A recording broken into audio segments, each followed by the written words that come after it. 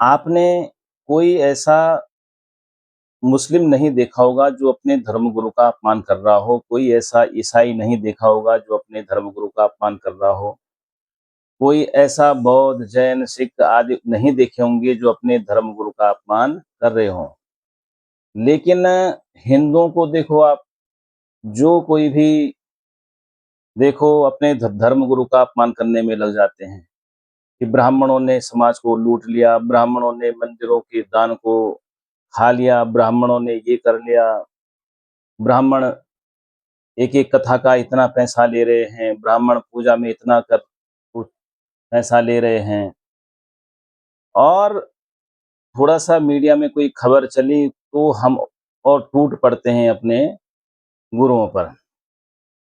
याद रखिए, विप्रधेनु सुर संत हित, दीन मनुज अवतार।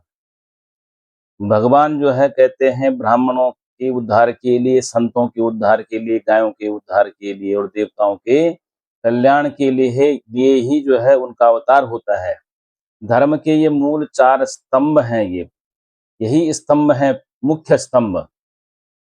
और ये आक्रमण इन्हीं सबसे पहले दुष्टों का इन्हीं पर होता है।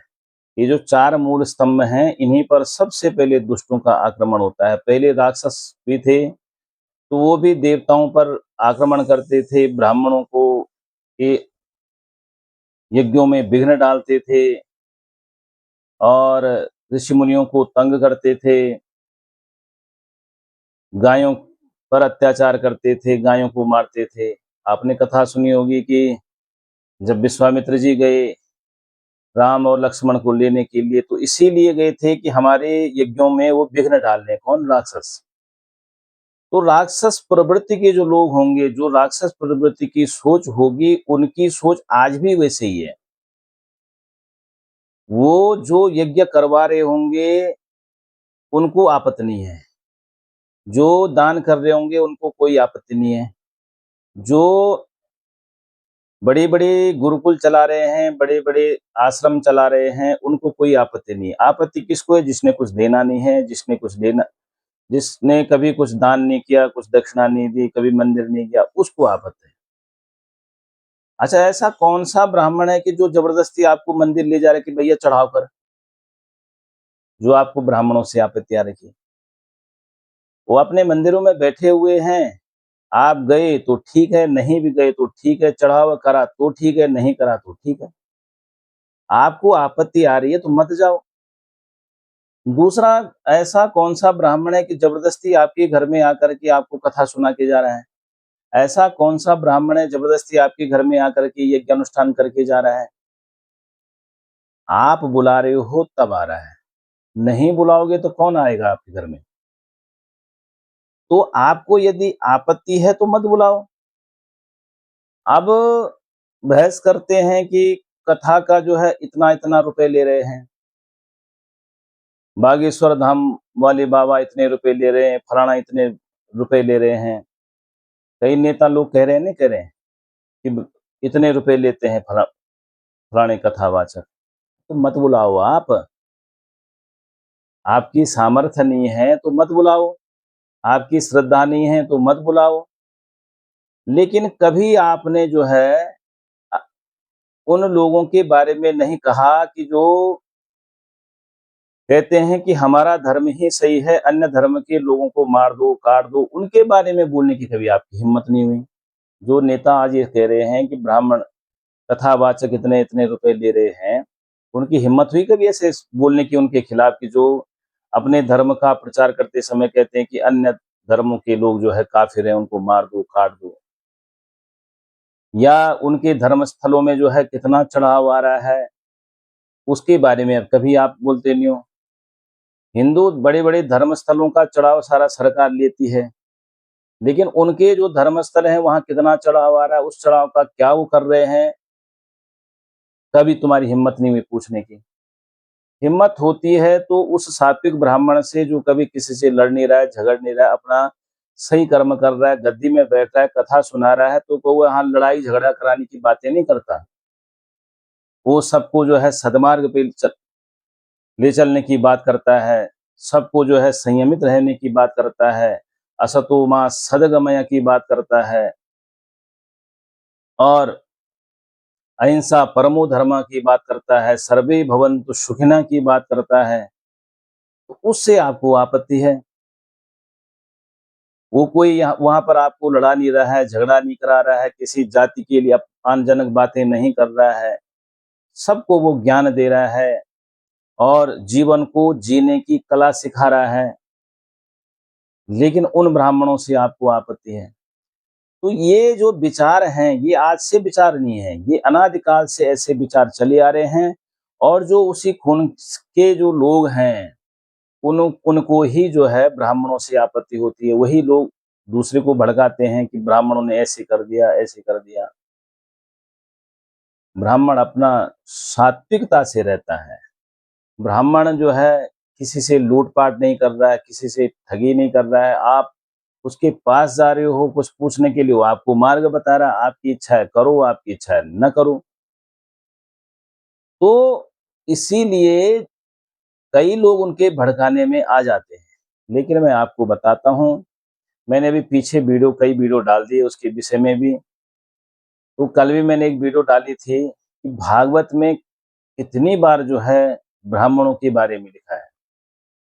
श्रीमद् भागवत महापुराण में कितनी बार ब्राह्मण के बारे में लिखा हुआ है। स्वयं भगवान कहते हैं, नारायण भगवान कहते हैं कि मैं सबसे श्रेष्ठ ब्राह्मण को मानता हूँ। मेरे लिए इस पूरे संसार में सबसे श्रेष्ठ कौन है? ब्राह्मण है। तो इस बात को आपको समझना चाहिए कि जब भगवान स्वयं इस बात को कह रहे हैं, आपको भी मानना चाहिए। क्यों दूसरे के बहकाव में आकर के अपने धर्म गुरु का अपमान कर रहे हो? देखो, कोई भी संस्कृति तोड़नी हो, कोई भी धर्म जब तोड़ना हो, तो सबसे पहले उसके गुरु पर आक्रमण किया जाता है। क्योंकि जिस समाज का गुरु नहीं होगा, गुरु विहीन समाज जब हो जाएगा, तो उस समाज को तोड़ने में बड़ी आसानी हो जाएगी। तो इसीलिए जो ये दुष्ट लोग हैं, इनका जो पहला टारगेट होता है, वो है ब्राह्मण। कि ब्राह्मणों को टारगेट करो, ब्राह्मणों को जो है शक्तिहीन कर दो, ब्राह्मणों को विद्याहीन कर दो, ब्राह्मणों को वेद विहीन कर दो। तो इससे क्या होगा? इससे समाज आराम से टूट जाएगा। फिर जिसको जैसे मर्जी बोलेंगे। जिस समाज का नेतृत्व करने वाला यदि खत्म हो जाएगा, नेतृत्व करने वाला नहीं होगा, तो वो समाज तुरंत टूट जाता है। इसलिए इस बात को समझो। और मैंने बताया आपको कि प्रत्येक जो पुराण हैं, उनमें ब्राह्मणों के बारे में क्या लिखा हुआ है। आज मैं आपको 2-3 श्लोक जो है आपको देवी भागवत के बताता हूँ कि देवी भागवत में जो है ब्राह्मणों के लिए क्या क्या कहा गया है। इसमें कहा गया है कि देशः कालस्तथा द्रव्यम मंत्रास ब्राह्मणास्तथा श्रद्धा च सात्विकी यत्र तम यज्ञम सात्विकम विदुः। जिस यज्ञ में देश काल द्रव्य मंत्र ब्राह्मण और श्रद्धा ये सब चीजें हों, वही सात्विक यज्ञ कहलाता है। और सात्विक यज्ञ ही परमात्मा को सबसे अच्छा लगता है। तो इसमें क्या लिखा हुआ है कि ब्राह्मण, जिस यज्ञ में ब्राह्मण हो, जिस यज्ञ में जो है श्रद्धा हो, वही यज्ञ जो है सात्विक यज्ञ कहा जाता है। अब आगे जो है इसी जो है देवी भागवत में आता है कि यज्ञ कैसे करना चाहिए कि ब्राह्मणांच वर्णम तथैव प्रतिपाद्य च ब्रह्माध्वर्युस्तथा होता प्रस्तोता विधि पूर्वकम। यज्ञ में ब्राह्मणों का वर्ण करना चाहिए। क्या लिखा हुआ है? ब्राह्मणों का ही वर्ण करना चाहिए कि ब्राह्मण यज्ञ को संपादित करें, ब्राह्मण यज्ञ को करें। और उसमें कौन कैसे कि ब्रह्मा उद्वर्य होता, प्रस्तोता, उद्गाता, प्रतिहर्ता और अन्य सभासदों को नियुक्त करके जो है विधि पूर्वक भगवान की का यज्ञ करना चाहिए। तो किसी भी यज्ञ में जो है क्या करना चाहिए? ब्राह्मणों को नियुक्त करना चाहिए। आगे आता है देवी भागवत में कि विप्राव मानजम पापम दुर्घटम नरक प्रदम। ब्राह्मण के अपमान से होने वाला पाप महाभयंकर और नरकदायक होता है। ब्राह्मण का जब अपमान हो करते हो आप लोग, ब्राह्मण का अपमान होता है, उससे बड़ा दुखदाई और नरकगामी यातनाएं कोई नहीं हो सकती। इसीलिए जो है,